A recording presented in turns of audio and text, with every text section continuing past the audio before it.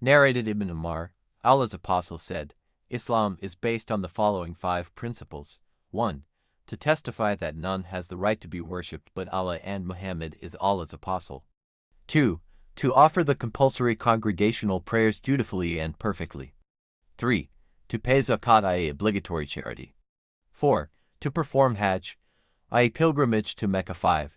To observe fast during the month of Ramadan. Narrated Abu Huraira, the Prophet said, faith belief consists of more than 60 branches, i.e. parts. And this term covers a large number of concepts which are to be taken together.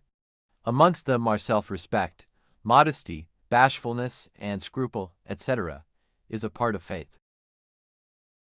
Narrated Abdullah bin Umar, the Prophet said, a Muslim is the one who avoids harming Muslims with his tongue and hands. And a Muhajir emigrant is the one who gives up, abandons all what Allah has forbidden. Narrated Abu Musa, some people asked Allah's apostle, whose Islam is the best? I.e. who is a very good Muslim? He replied, one who avoids harming the Muslims with his tongue and hands.